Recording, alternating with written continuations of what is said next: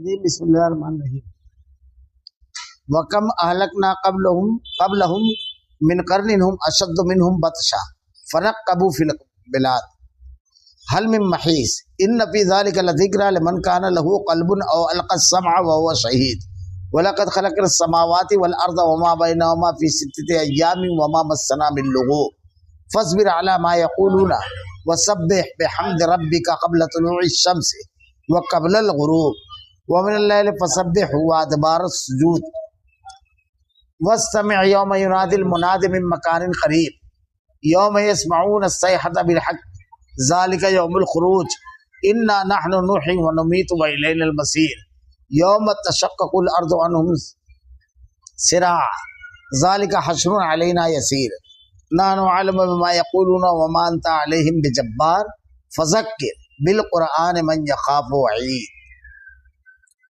اور ان سے پہلے بھی بہت سی امتوں کو ہلاک کر چکے ہیں جو ان سے طاقت میں بہت زیادہ تھے. وہ شہروں میں ڈھونڈتے ہی رہ گئے کہ کوئی بھاگنے کا ٹھکانہ ہے.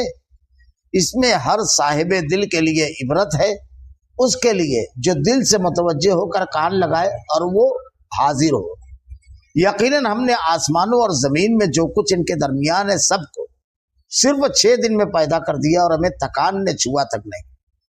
بس جو کچھ کہتے ہیں آپ اس پر صبر کریں، اپنے رب کی تسبیح تعریف کے ساتھ بیان کریں، سورج نکلنے سے پہلے بھی اور سورج غروب ہونے سے پہلے بھی، اور رات کے وقت کسی وقت بھی تسبیح کریں اور نماز کے بعد بھی. اور سن رکھیں جس دن ایک پکارنے والا قریب ہی کی جگہ سے پکارے گا، جس روز اس تند تیز چیخ کو یقین کے ساتھ سن لیں گے، یہ دن لوگوں کے قبروں سے نکل پڑنے کا ہے. ہم ہی زندہ کرتے ہیں اور ہم ہی مارتے ہیں اور ہماری ہی طرف لوٹ پھر کر آنا ہے. جس دن زمین پھٹ جائے گی اور یہ دوڑتے ہوئے نکل پڑیں گے. یہ جمع کر لینا ہم پر بہت آسان ہے. یہ جو کچھ کہہ رہے ہیں ہم بخوبی جانتے ہیں اور آپ ان پر جبر کرنے والے نہیں. آپ تو قرآن کے ساتھ انہیں سمجھاتے رہیں گے جو میری وعید سے ڈرتے ہیں. وَكَمْ أَهْلَكْنَا قَبْلَهُمْ مِنْ قَرْنٍ هُمْ أَشَدُّ مِنْهُمْ بَطْشًا فَنَقَّبُوا فِي الْبِلَادِ هَلْ مِن مَّحِيصٍ. اور ان سے پہلے بھی ہم بہت سی امتوں کو ہلاک کر چکے جو ان سے طاقت میں بہت زیادہ تھے. وہ شہروں میں ڈھونڈتے ہی رہ گئے کوئی بھاگنے کا ٹھکانہ ہے. اللہ تعالی اس میں کئی باتیں بیان فرما رہا ہے. ایک تو پہلی چیز اہل ایمان کے لیے تسلی، کیونکہ جب دعوت کا کام، دین کو پہنچانے کا کام، دین پر عمل کرنے کا کام ہوتا ہے تو باطل کو اس سے بہت تکلیف ہوتی ہے. اور باطل کی یہ پوری کوشش رہتی ہے کہ اہل ایمان حق پر چلنے والوں کو کسی طریقے سے روکا جائے. اور یہ روکنا صرف ان کو عبادات اور یہ تمام چیزوں سے نہیں ہوتا ہے. وہاں تو وہ تکلیف دیتے ہی ہیں، جیسے نماز پڑھنے کی جگہ پر تکلیف دینا اللہ کے نبی کے دور میں ہوتا تھا. ایک دور تھا صحابہ کرام چھپ کر عبادت کیا کرتے تھے، مکہ میں دار ارقم میں چھپ کر عبادت کیا کرتے تھے. توحید کا اعلان نہ کرنے دینا، مختلف وجوہات اور اسباب کی بنیاد پر وہ شرک کا کھلا اعلان کرتے رہے، یہ نہ کرنے دینا. اور یہ شدت کبھی کبھی اتنی بڑھتی ہے کہ اہل ایمان کو ختم کرنے، قتل کرنے تک کی نوبت لے آتے ہیں. ایسے مرحلے پر جب کافر بڑی قوت والے ہوتے ہیں تو اہل ایمان سوچتے ہیں. اللہ تعالیٰ پوری تاریخ بیان کر رہا ہے اہل ایمان کے سامنے اپنی سچی کتاب میں. ان سے پہلے ہم بہت سی امتوں کو ہلاک کر چکے جو ان سے طاقت میں بہت زیادہ تھے. غور کرتے جائیے. ہم ابھی یہاں صرف ایک واقعے کی طرف نظر ڈالیں، حالانکہ چھوٹے چھوٹے کئی ایک واقعات اگر اشارہ کریں تو ذرا سا طاقت کا اندازہ لگائیے. اصحاب الاخدود کا معاملہ، خندق کھودی بادشاہ نے اور خندق کھود کر آگ جلائی اور جتنے اہل ایمان تھے اس میں کودنے کا کہا اور وہ خندق کے کناروں بیٹھ کر کے ٹھٹھا کر رہے تھے ان کی موت پر. جب وہ چیختے چلاتے اذیت درد سے اور تکلیف سے تو مزہ لیتے. دل ایسے پتھر ہو گئے. تو اسی میں ایک واقعہ ہے کہ ایک عورت اپنی گود میں ایک بچہ لیے ہوئے آئی. ماں بہت ہی حساس ہوتی ہے اپنی اولاد کے لیے. اس مرحلے پر بھی وہ سوچتی ہے کہ میرے جگر کا ٹکڑا بھی میرے سامنے جلے گا. آنکھیں بھر جاتی ہے. اللہ تعالیٰ بچے کو زبان دیتا ہے. جن لوگوں نے پالنے میں گفتگو کی اس میں سے ایک واقعہ یہ بھی ہے. ایک تو حضرت بنی اسرائیل کا واقعہ ہے اور ایک حضرت عیسیٰ علیہ السلام کا ایک واقعہ یہ بھی ہے. وہ بچہ اپنی ماں سے کہتا ہے امی کود جا یہ جنت ہے. ذرا سا سوچیے آج کے دور میں ایسا ممکن ہے؟ اب تو لوگوں کی آزادی ہے, پوری دنیا چیخنے لگے گی. اسرائیل کے مظالم پر پوری دنیا چیخی, اس میں مسلمان غیر مسلم سبھی ہے. پھر اس کے علاوہ دیکھیے آپ فرعون کیسا ظلم کرتا تھا, کیسی قوت اور طاقت تھی اس کو. بچوں کو اولاد نرینہ جو ہے یذبحون ابناءکم ویستحیون نساءکم وفی ذلکم بلاء من ربکم عظیم, وہ ان کے لڑکوں کو قتل کر دیتا اور لڑکیوں کو چھوڑ دیتا. کتنا اذیت ناک عذاب تھا. آدمی کو اولاد نرینہ کی بیٹے کی بڑی خواہش ہوتی ہے کیونکہ اس سے نسل چلتی ہے, وہ بڑھاپے کا سہارا ہوتا ہے, وہ اپنے بھائی کا بازو ہوتا ہے, امیدیں بڑی وابستہ ہوتی ہے. جگر کا ٹکڑا دنیا میں آتا تھا اور اسے قتل کر دیتے. کتنے طاقتور تھے. اللہ نے کہا ان سے پہلے بہت سی امتوں کو ہلاک کر چکے جو ان سے طاقت میں بہت زیادہ تھے. تو تمہارے سامنے جب کوئی قوم آئے تو اللہ تعالیٰ نے تاریخ بیان کی ہے کہ ان کا انجام صحیح نہیں ہوتا ہے. اگر اللہ کی پکڑ آئی تو یہ کہیں کے نہیں رہ جائے. اللہ کے نبی صلی اللہ علیہ وسلم کے دور کو بھی دیکھیے, کیا آپ کا مکہ میں چلنا دو بھر صحابہ کرام کا بدن کے کپڑوں پر ہجرت کی, لیکن کیا ہوا اس کے بعد؟ پورا مکہ اللہ کے نبی کے زیر لگی. برات من اللہ و رسول. حضرت ابوبکر صدیق رضی اللہ تعالیٰ عنہ امیر الحجاج تھے. جو پہلا حج مسلمانوں کو اس میں ہوا فتح مکہ کے بعد پہلا, وہ حضرت ابوبکر صدیق رضی اللہ تعالیٰ عنہ. اسی میں اعلان کیا گیا کہ اللہ اور اس کا رسول بری, اب حدود حرم میں کوئی نہیں رہ سکتا. یہ اللہ کا نظام ہے. کتنے سال میں؟ 8 سال کے اندر 90 سال میں یہ اعلان ہو گیا. تو اللہ رب العالمین حالات بدلتا ہے.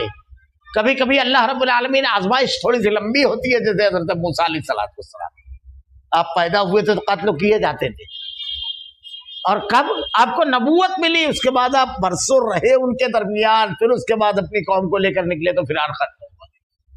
تو حالات ہوتے ہیں. نمرود کا تشدد دیکھیے, حضرت ابراہیم علیہ السلام کے ساتھ کیا کیا, لیکن آج اس کا نام و نشان نہیں. تو آپ تاریخ پڑھیں گے تو بڑی تسلی کا سامان ہے. وہ شہروں میں ڈھونڈتے ہی رہ گئے, کوئی بھاگنے کا ٹھکانہ, ہر طرف چلتے پھرتے تھے وہ, جیسے یہ لوگ تجارت کرتے تھے. لیکن جب عذاب آیا تو بھاگنے کی کوئی جگہ نہیں ملی. اللہ جب پکڑتا ہے تو ایسے پکڑتا ہے کہ پھر کسی کو لاہے فرار اختیار نہیں. جب اللہ رب العالمین طوفان بھیجتا ہے تو بھاگنے کی کوئی جگہ ہوتی ہے کہ چھپنے کی جگہ آدمی تلاش کرتا ہے, روڈ پہ نکلنے کی ہمت نہیں کرتا ہے. کرونا آیا, لوگ دوسرے دروازے کے اندر رہتے تھے, پہلا تو جا رہے تھے دوسرے, اور کپڑا اتارتے تو وہیں گرم پانی سے نہا دھو کر کے آتے تھے. کیا ہوا؟ لوگ روڈ پہ نکلنے کی ہمت نہیں, کوئی جائے پناہ نہیں. یہ اللہ رب العالمین کی گرفت اور پکڑ آتی ہے تو جب اللہ اپنے چھوٹے سے کسی لشکری کو بھیج دیتا ہے. ان فی ذلک لذکر لمن کان لہ قلب او القى السمع وهو شہید. اس میں ہر صاحب دل کے لیے عبرت ہے, سب کے لیے عبرت اور نصیحت ہے کہ آدمی پڑھے اس کو. اہل حق کے ساتھ معارضہ کرنے, جھگڑا کرنے, مخالفت کرنے کا انجام اور پکڑ یہاں بھی ہوتی ہے اور وہاں بھی ہوگی. ہر اس آدمی کے لیے عبرت ہے جو دل سے متوجہ ہو کر کان لگائے اور حاضر ہو. جب وہ دل سے متوجہ ہو کر کے تمام چیزیں پڑھے گا, غور کرے گا, سنے گا, تو اس کو سمجھ میں آئے گی, سمجھ میں آئے گا. اور آدمی بیٹھا ہوا ہے, قرآن کی آیتوں کا ترجمہ پڑھ رہا ہے, اس کو سن رہا ہے, دماغ کہیں اور ہے, تو اس کا کیا سمجھ میں آئے گا؟ حاضر رہے, غور کرے, سوچے. اب دیکھیے اللہ تعالیٰ انجام بتا رہا ہے. وَلَقَدْ خَلَقْنَا السَّمَاوَاتِ وَالْأَرْضَ وَمَا بَيْنَهُمَا فِي سِتَّةِ أَيَّامٍ وَمَا مَسَّنَا مِن لُغُوبٍ. پہلے اللہ اپنی توحید بیان کر رہا ہے، پھر اس کے بعد اپنی قدرت کاملہ. یقیناً ہم نے آسمانوں اور زمین اور جو کچھ ان کے درمیان ہے سب کو 6 دن میں پیدا کیا، اور ہمیں تکان نے چھوا تک نہیں. یہ اللہ کی عظمت ہے. آدمی صرف زمین پر غور کرے، 6 دن میں اللہ نے پیدا کیا. زمین، 7 آسمان، جو کچھ اس کے اندر ہے. ایک مخلوق کے اوپر آدمی غور کرنا شروع کرے تو دماغ فیل ہو جاتا ہے. ایک مخلوق، کتنے جاندار ہیں. صرف وہ زمین پہ رینگنے والے جانداروں پر غور کرے آدمی. چونٹیاں کتنی، سانپ کتنے جو زمین پر رینگتے ہیں. پھر اب اس میں بہت سارے جاندار ایسے ہیں جیسے بچھو اور مگرمچھ، یہ سب رینگ کر چلتے ہیں. بے شمار مخلوق ہے. آدمی کون کرنا شروع کرے تو کہاں چلا جائے گا. تم اللہ کا شریک بناتے ہو. پھر درختوں کو دیکھو، کتنے درخت، کتنے قسم کے پھل، ہر ایک کی سائز الگ، ہر ایک کا ذائقہ الگ. 6 دن میں آدمی جب غور کرتا ہے، اللہ نے صرف 6 دن میں اس کو بنایا. صرف زمین جو اس کائنات میں ایک نقطے کی حیثیت رکھتی ہے، اتنی بڑی کائنات اللہ نے بنائی. جو جنت ہے، جو آسمانوں میں اللہ تعالیٰ نے رکھا ہے سیارے. سائنس تو کہتی ہے کہ ایک سیارہ زمین سے 5 لاکھ 10 لاکھ 5 کروڑ بڑا ہے. اتنا بڑا ہے. ایک ایک جن تک کے دنیا میں بنائی ہوئی خوردبینیں جو انسان نے بنائی ہے، ان سے رسائی ہو گئی، ان تک کے پہنچا وہ ان کے دن کے. اس سے آگے کیا ہے نہیں معلوم. کائنات کی وسعت کا کسی کو نہیں. اللہ تعالیٰ کہتا ہے میں نے صرف 6 دن میں بنایا. فاصبر علی ما یقولون وسبح بحمد ربک قبل طلوع الشمس وقبل الغروب. بس جو کچھ کہتے ہیں آپ اس پر صبر کریں. تانا دیتے ہیں، تمہاری کیا بساط، تمہاری کیا ہمت. اللہ کے نبی صلی اللہ علیہ وسلم نے ابتدا میں جب اسلام پیش کیا اور احکامات دیے تو مذاق اڑاتے تھے مشرکین مکہ. اچھا، جو ہم کھائیں وہی غلام کو کھلائیں، جو ہم پہنے وہی غلام کو پہنائیں. بیوی کے حقوق اتنے، یہ غلام ہماری برابری میں، یہ غریب فقیر ہماری برابری میں. اسلام نے سب کو اپنا ایک مقام دیا ہے، سب کو عزت دی. آج کے دور میں بھی ہے نا، تم 2 نمبر کے شہری، ہم 1 نمبر بولتے ہیں نا. لوگ اپنے آپ کو بڑا سمجھتے ہیں نا. ہم حاکم تم محکوم. یہودیت پوری وہی ہے، ہماری چلے گی جو ہم چاہیں گے. بولتا ہے نا آدمی، کچھ نہیں سنیں گے. یہ دیکھیے، جو کچھ کہتے ہیں آپ اس پر صبر کریں. صبر کا مطلب کیا ہے؟ صبر کا مطلب یہ کہ اس کے باوجود آپ کو شریعت پر جمے رہنا ہے. طنز و تعریض، تکلیف، پریشانی آنے پر بھی نیکی پر جمے رہنا ہے، نیکی پھیلاتے رہنا ہے، اور جو اس پر تکلیف آئے اس پر گلا شکوہ نہیں کرنا. گلا شکوہ نہیں کرنا ہے. صبر کا مطلب یہ ہے. اگر آدمی ہا ہو کرنے لگے تو پھر کیا بات ہوئی. اور نیکی چھوڑنا نہیں ہے، اس پر ڈٹے رہنا ہے. یہ ہے صبر کا پورا معنی. اللہ کے نبی کی پوری سیرت میں آپ کو یہ مکمل طور سے ملے گا. آپ دعوت کا کام کرتے رہے، تکلیفیں آتی رہی، صبر کرتے رہے. آپ بھی، صحابہ کرام بھی. اللہ کے نبی گزر رہے ہیں، حضرت یاسر کے پورے خاندان کو اذیت دی جا رہی ہے. آپ کہتے ہیں صبر یا علی یاسر ان موعدکم الجنہ. صحابہ کرام نے آ کر کے کہا کہ اللہ کے رسول مدد کب آئے. اللہ تعالیٰ ارشاد فرماتا ہے قرآن کے اندر، ام حسبتم ان تدخلوا الجنہ ولما یاتکم مثل الذین خلوا من قبلکم مستهم الباساء والضراء وزلزلوا حتى يقول الرسول والذین آمنوا معه متى نصر اللہ الا ان نصر اللہ قریب. تم کیا سمجھتے ہو یوں جنت میں چلے جاؤ گے؟ ام حسبتم ان تدخلوا الجنہ ولما یاتکم مثل الذین خلوا من قبلکم، تم سے پہلے جو لوگ گزرے ان کو بھموڑ دیا گیا. اللہ کے نبی نے ارشاد فرمایا، زندہ آرے سے چیر دیا گیا، 2 حصہ۔ کتنی اذیتناک موت رہی ہوگی ذرا تصور کیجیے۔ لوہے کی کنگھیوں سے بدن کا پورا گوشت نکال دیا گیا، بنجر سے وہ بچا۔ کیسی دردناک اور اذیتناک موت ایمان کے لیے۔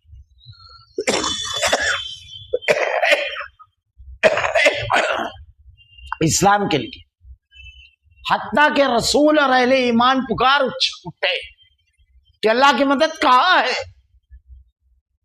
متی نصر اللہ، الا ان نصر اللہ قریب، کہہ دیجیے کہ اللہ کی مدد قریب۔ کیسی مدد آئی اللہ کی؟ پورا مکہ آپ کا ہو گیا، کوئی ایک مخالفت کی آواز اٹھنے والی نہیں۔ یہ صبر کا انعام ہے، اللہ تعالیٰ کی مشیت ہے، جتنی مدت رکھتا ہے وہ اس کی۔ اور کیا کرنا ہے؟ صبر کے ساتھ ساتھ اپنے رب کی تسبیح تعریف کے ساتھ بیان کریں۔ کب؟ وقت بھی بتایا، سورج نکلنے سے پہلے اور سورج غروب ہونے سے پہلے، یعنی صبح جب سورج نکلتا ہے اس سے پہلے، اور شام میں عصر یعنی مغرب سے پہلے، عصر کے بعد۔ یہ 2 ٹائم ہے، اس سے لوگوں نے فجر اور عصر کی نمازیں بھی مراد لی ہیں۔ فجر کی نماز کے بارے میں اللہ کے نبی صلی اللہ علیہ وسلم نے جو فضیلت ہے اس کی بیان فرمائی۔ فجر کی فرض سنت کے بارے میں جو ارشاد فرمایا کہ اس کی سنت جو ہے فجر کی 2، اللہ کے نبی نے کبھی سفر میں بھی نہیں چھوڑا اس کو۔ جیسے عام نمازیں جو ہے ظہر کی، عصر کی، عشاء کی، یہ آدھی ہو جاتی ہے سفر میں، لیکن فجر کی نماز میں آپ نے ہمیشہ فجر کی سنت اور رات کے وتر نہ آپ نے سفر میں چھوڑی، نہ آپ جب مقیم تھے جب۔ کہا یہ مجھ کو دنیا وما فیہا سے عزیز ہے، یہ 2 سنتیں۔ پھر اس کے بعد فجر کی نماز باجماعت پڑھنا، جبکہ دنیا کی ساری مخلوقات سو رہی ہے، اللہ کے چنے ہوئے بندے جا کر اللہ کے جناب میں کھڑے ہو کر کے کلام الہی کی تلاوتیں سنتے ہیں، رب العالمین کی جناب میں سجدہ ریز ہوتے ہیں۔ صبح کا سورج ان کے سجدے کے بعد آتا ہے۔ اللہ کے نبی نے کہا اگر نماز فرض پڑھنے کے بعد آدمی اسی مقام پر بیٹھ کر ذکر و اذکار کرتا رہے تو اس کو حج اور عمرے کا ثواب۔ صحابی نے کہا اللہ کے نبی حج اور عمرے دونوں کا؟ کہا پورے حج اور پورے عمرے کا ثواب۔ سورج طلوع ہونے تک کے صرف آدمی بیٹھا رہے اسی مقام پر، ذکر و اذکار، توبہ، استغفار، تلاوت، جو اس کو جانتا ہے وہ کرتا رہے۔ مختلف دعائیں بیان کی، اس وقت کے اذکار، صبح شام کے اذکار، تسبیحات بھی اس سے مراد ہے جو اللہ کے نبی نے نماز کے وقت بیان کی، ان تسبیحات کو پڑھنا۔ وَمِنَ اللَّيْلِ فَسَبِّحْ وَأَدْبَارَ السُّجُودِ، عصر کے بارے میں ارشاد فرمایا کہ جس کی عصر کی نماز گئی اس کی پوری دنیا برباد، ہلاک ہو گئی۔ حافظوا علی الصلوات والصلاۃ الوسطی وقوموا للہ قانتین، صلاۃ وسطی کی حفاظت کرو، اور اس سے عصر کی مراد نماز ہے، عصر کی نماز مراد ہے، صلاۃ وسطی۔ بڑی اہمیت ہے۔ یہ وقت وہ ہے جب فرشتوں کا تبادلہ ہوتا ہے۔ فرشتے 24 گھنٹے کے لیے اس دنیا میں آتے ہیں، جب فرشتے اترتے ہیں تو وہ عصر کا وقت ہوتا ہے، اور جب اوپر چڑھتے ہیں تو وہ بھی عصر کا وقت ہوتا ہے، نماز کھڑی ہوتی ہے۔ اللہ کی جناب میں جب فرشتے جاتے ہیں تو اللہ رب العالمین اپنے بندوں کے بارے میں سوال کرتا ہے، تو اب اللہ کے نیک بندوں کے بارے میں کہتے ہیں اللہ جب ہم زمین پر گئے تو ہم نے تیرے بندوں کو سجدہ ریز دیکھا، اور جب واپس آئے تو اس وقت بھی تیری تسبیح بیان کر رہے تھے۔ کیا انداز ہے فرشتوں کے بیان کرنے کا، اور ہمارا تعارف اور ہماری خبر۔ اللہ تو علیم و خبیر ہے، لیکن اپنے بندوں کی خبر لے رہا ہے، اور کون تعریف کر رہا ہے؟ فرشتے۔ لوگوں کی ضرورت نہیں ہے ہم کو سننے کی، جو عقیدے اور ایمان والا ہوتا ہے اس کو اس سب کی ضرورت نہیں ہے۔ فرشتوں نے اللہ کی جناب میں پیش کر دیا یہ دونوں نمازیں۔ پھر ایک نماز کا جو تذکرہ ہو رہا ہے وَمِنَ اللَّيْلِ فَسَبِّحْ وَأَدْبَارَ السُّجُودِ، اور رات کے کسی وقت بھی تسبیح کرے، اور نماز کے بعد بھی۔ بعض لوگوں نے کہا اس سے مراد تہجد کی نماز ہے۔ وَمِنَ اللَّيْلِ فَتَہَجَّدْ بِهِ نَافِلَةً لَكَ، اللہ نے ارشاد فرمایا قرآن میں۔ اللہ کے نبی صلی اللہ علیہ وسلم پر نماز فرض ہونے کے بعد سے پہلے بعض لوگوں نے لکھا ہے کہ فجر اور عصر کی ہی نماز فرض تھی، 2 وقت اس کے بعد 5 وقتوں کی فرض ہوتی ہے۔ اور اللہ کے نبی صلی اللہ علیہ وسلم طرف تہجد فرض۔ آپ نے زندگی میں سوائے حج کے موقع پر 1 دن کے یعنی حج کے ایام میں جب آدمی منا جاتا ہے اور دوسرے روز مزدلفہ جانا ہے کنکریاں چک کر کے تو عرفات، تو اس وقت جو اس کو دن بھر کام ہے اور جو تھکاوٹ، تو اسی 1 روز اللہ کے نبی نے صرف تہجد نہیں پڑھی بس، ورنہ تحیات ہمیشہ آپ نے پڑھی ہے۔ یہ تہجد کی نماز بڑی زبردست نماز ہے۔ اللہ کے جناب میں بندہ کھڑا ہوتا ہے اس وقت جب سب سو رہے ہوتے ہیں۔ یہ اللہ کا انعام ہے بندے کے لیے کہ اس وقت تو کھڑا کر دیتا ہے اس کو جب لوگوں کو سلا رہا ہے۔ کتنا بڑا انعام ہے۔ وہ وقت تو ایسا ہوتا ہے کہ جب آدمی تہجد کی نماز پڑھتا ہے تو خالص اخلاص انتہا پر ہوتا ہے کیونکہ اس کا رب صرف اس کو دیکھ رہا ہے۔ کیفیت بڑی عجیب ہوتی ہے، بہت زبردست ہوتی ہے۔ اللہ کی طرف سے انعام کا اعلان ہوتا ہے۔ اللہ تعالیٰ کہتا ہے تتجافی جنوبہم عن المضاجع یدعون ربہم خوفا وطمعا ومما رزقناہم ينفقون۔ میرے وہ بندے جو جہنم کے خوف اور جنت کے لالچ راتوں کو اپنے بستر پر سے اٹھتے ہیں۔ تتجافی جنوبہم عن المضاجع یدعون ربہم خوفا وطمعا، خوف اور طمع سے ان کے لیے کیا تیار کیا اللہ نے؟ فلا تعلم نفس ما اخفی لهم من قرۃ اعین، ایسی جنت جس کو کسی آنکھ نے نہیں دیکھا، ایسی عظیم الشان جنت اللہ کی طرف سے انعام ہوتا ہے۔ اے ضرورت مند اپنی ضرورت کو پیش کر، اے مانگنے والے مانگ، عطا کیا جائے گا۔ بڑا رحیم و کریم کا بیان۔ یہ بندگی کو عروج تک پہنچانے اور بندگی کے معیار کو بلند کرنے والے یہ تمام معاملات ہے۔ کتنا ذمہ دار ہو جاتا ہے آدمی سوچنے والی چیزیں جو اللہ نے بیان کیا۔ یوم یسمعون الصیحۃ واستمع یوم ینادی المناد من مکان قریب، اور سن رکھے جس دن ایک پکارنے والا قریب ہی کی جگہ سے پکارے گا۔ آواز قیامت کے جب سور پھونکا جائے گا تو ہر شخص کو لگے گا کہ بس یہیں سے آواز آ رہی ہے۔ اللہ کے نبی صلی اللہ علیہ وسلم نے ارشاد فرمایا قیامت کو جب سور پھونکا جائے گا تو آواز ایک سیٹی کی آواز شروع ہوگی، وہ آہستہ آہستہ اتنی تیز ہوتی چلی جائے گی کہ ہر کوئی اپنے گھر سے نکل جائے گا، اور نفقہ جو ہے سور کئی مرتبہ ہوگا تو پہلے میں سب مر جائے گی، سارے کے سارے، جو پہلا نفقہ ہوگا۔ یوم یسمعون الصیحۃ بالحق ذالک یوم الخروج، جس روز اس تند و تیز چیخ کو یقین کے ساتھ سن لیں گے، اور یہ لوگوں کے قبروں سے نکل پڑنے کا دن ہے۔ جب دوسرا نفقہ پھونکا جائے گا تو آدمی اپنے قبروں سے نکلے گا، ایک ایک قبر سے 70 مردے نکلے گا، اپنا نامہ عمل اپنے ہاتھ میں لیا ہوا ہوگا۔ اللہ اس پر قدرت رکھتا ہے۔ ان نحن نحیی و نمیت و الینا المصیر، ہم ہی زندہ کرتے ہیں اور ہم ہی مارتے ہیں۔ نہ آدمی کو اپنے موت کا وقت معلوم ہے نہ زندگی کا۔ زندگی دینا اور موت دینا بہت آگے کی بات ہے۔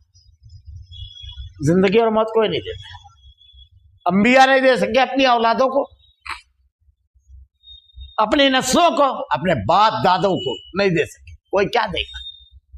زندگی اور موت اللہ کے ہاتھ میں، بلکہ آدمی کب پیدا ہوگا اس کو نہیں معلوم، عالم ارواح میں نہیں معلوم۔ پیدا ہوا جب تو مرے گا کب؟ اللہ تعالیٰ نے کہا ان اللہ عنده علم الساعہ، 5 چیزیں غیب کی کنجی ہے۔ ان اللہ عنده علم الساعہ، قیامت کب آئے گی، وَيُنَزِّلُ الْغَيْثَ، بارش کب کہاں کتنی ہوگی، وَيَعْلَمُ مَا فِي الْأَرْحَامِ، اور رحم مادر میں کیا ہے، وَمَا تَدْرِي نَفْسٌ مَاذَا تَكْسِبُ غَدًا، آدمی کل کیا کمائے گا، کل سب آ گیا اس میں۔ وَمَا تَدْرِي نَفْسٌ بِأَيِّ أَرْضٍ تَمُوتُ، آدمی کس زمین پہ کس حالت میں مرے گا کسی کو نہیں معلوم، کسی کو نہیں۔ اللہ ہے مارنے والا، اور جب موت آ جاتی ہے فإذا جاء أجلهم لا يستأخرون ساعة ولا يستقدمون وما كان لنفس أن تموت إلا بإذن الله كتابا مؤجلا. ایک سیکنڈ بھی کوئی آگے اور پیچھے نہیں کر سکتا. اللہ نے کہا ہم ہی مارتے ہیں ہم ہی زندہ کرتے ہیں. مارے گا بھی اللہ اور جب اٹھائے گا. اللہ نے ارشاد فرمایا ہے یہ جو مردے ہیں جن کو تم پکارتے ہو ان کو یہ بھی نہیں معلوم کہ کب اٹھایا جائے گا.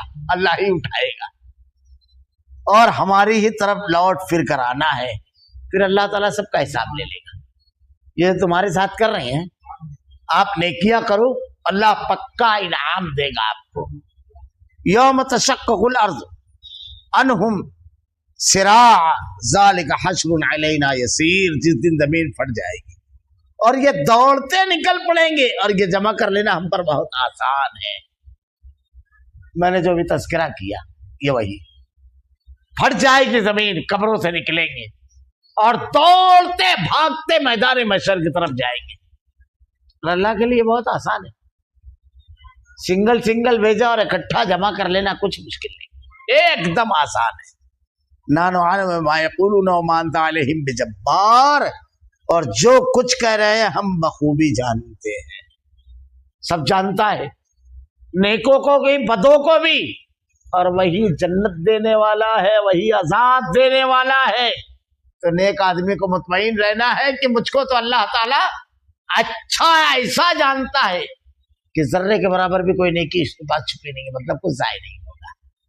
اور بدکار کو ڈرنا چاہیے کہ اللہ کی گرفت تو بڑی شدید ہے. آپ ان پر جبر کرنے والے نہیں, زبردستی نہیں ہے, کسی کے اوپر زبردستی نہیں ہے. لا اکراہ فی الدین. بلکہ تو آپ قرآن کے ساتھ انہیں سمجھاتے رہیے. قرآن کی آیتیں پڑھ پڑھ کر بتائیے, اللہ کے احکامات بتائیے. جو میری وعید سے ڈرتے ہیں وہی کامیاب ہو. جو ڈر گیا, جو اللہ رب العالمین کی وعید سے. حضرت ابو قتادہ رضی اللہ تعالیٰ نے دعا کرتے ہیں کہ اے اللہ ہمیں ان لوگوں میں سے جو تیری وعید سے ڈرتے اور تیرے وعدوں کی امید کرتے ہیں. اے احسان کرنے والے, اے رحم فرمانے والے رب ہم کو ان لوگوں میں کر. ہم بھی دعا کرتے ہیں کہ رب العالمین وعید سے ڈرنے والے اور انعامات پر ایمان رکھنے والے لوگوں میں سے ہم کو کر دے. رب العالمین الہ العالمین تیری آیتوں پر توجہ کرنے اور فکر کرنے کی توفیق دے رب العالمین. اللہ ہمارا خاتمہ ایمان پر فرما. ربنا لا تزغ قلوبنا بعد إذ هديتنا وهب لنا من لدنك رحمة إنك أنت الوهاب. سبحانك اللهم وبحمدك أشهد أن لا إله إلا أنت أستغفرك وأتوب